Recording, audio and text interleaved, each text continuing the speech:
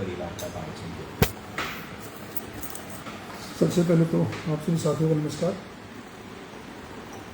देखिए, सरकार ने गन्ने के रेट बढ़ाए हैं। मेरा फ्रेम 15 रुपये गन्ने का रेट बढ़ाया गया है। ये किसानों के साथ एक मजाक है। आज गन्ने का की जो लागत है, जो गन्ने का जो खर्चा है, उसके साथ हम देखें तो कम से कम 50 रुपये गन्ने का भाव बढ़ना चाहिए था। लेकिन ये सरकार किसान विरोधी है। सरकार ने दावा किया था, उनके एजेंडे में था ये कि हम स्वामीनाथन रिपोर्ट को लागू करेंगे, लेकिन सरकार ने किसानों के साथ धोखा किया है। किसानों की मांग थी कि हमारे खर्चे को देखते हुए कम से कम 50 रुपये गन्ने का भाव बढ़ाया जाएगा। आप देखिए लागत कितनी बढ़ गई है, मजदूरी बढ़ गई है, डीएपी का मूल्य बढ़ गया है। जो कट्टा पहले 50 किलो का होता था वो आज 45 किलो का रह गया है। किसानों के खर्चे बढ़ते जा रहे हैं, किसानों के खर्चे बढ़ते जा रहे हैं, लेकिन सरकार ने 15 रुपये बढ़ा करके किसानों के साथ बद्दा मजाक किया है। हम कांग्रेस पार्टी ये मांग करती है कि भी कम से कम 50 रुपये गन्ने का भाव बढ़ाया जाए। अगर ऐसा ही हालत रहे किसानों के, तो किसानों का गन्ने के प्रति रुझान कम होता जा रहा है, क्योंकि खर्चा इतना है कि किसान अपनी लागत भी पूरी नहीं कर पा रहा है। अगर किसान गन्ना नहीं उगाएगा तो हमारे जो ये शुगर मिल हैं ये कैसे चलेंगे? शुगर मिल आने वाले टाइम में बंद हो जाएंगे।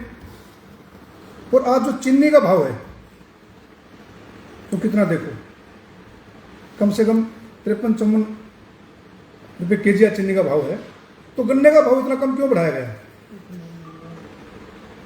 कम से कम 50 रुपये सरकार को चाहिए कि गन्ने का भाव बढ़ाया जाए। आज किसान इतना परेशान है कि उनको अपने धान की कीमत नहीं मिल रही है। हमारे आदरणीय मुख्यमंत्री जी ने कहा था कि हम धान किसानों का 31 रुपये में खरीदेंगे, लेकिन आज मंडियों में क्या हालात हैं?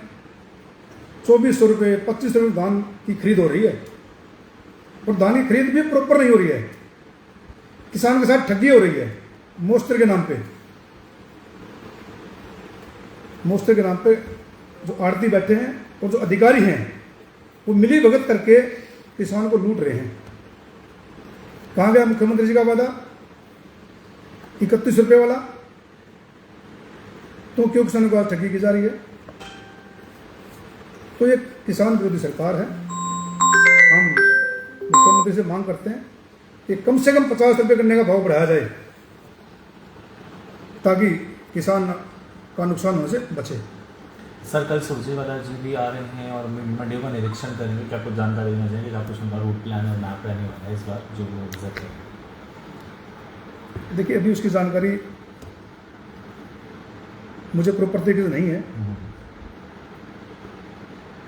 तो रूट प्लान हमारे पास आता है, उसके बारे में हम आपको बताएंगे। अभी प्रॉपर जानकारी मेरे पास नहीं है। देवेंद्र जी, एक ऐसे 30-35 साल में स्वामीनाथन आयोग बना था, और बना भी था वो, मतलब जो फार्म प्रोड्यूस है उसको लेके बना था, उसके रेट क्या करना, क्या उसके बारे में क्या क्या? देखिए, भाजपा सरकार सत्ता में आने से पहले उन्होंने लोगों से, किसानों से वादा किया था कि भाजपा सरकार आने के बाद हम स्वामीनाथन रिपोर्ट को लागू करेंगे, लेकिन उस वादे को सरकार भूल गई है।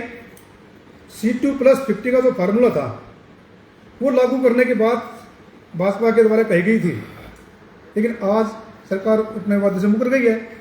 और उसी बात को लेकर किसानों ने साल भर धरना दिल्ली के बॉर्डर पर अपना रखा, और आदरणीय प्रधानमंत्री ने उनसे वादा किया था कि भी आप धरना खत्म करिए, हम आपकी जो MSP की मांग है उसको पूरा करेंगे और स्वामीनाथन रिपोर्ट को लागू करेंगे।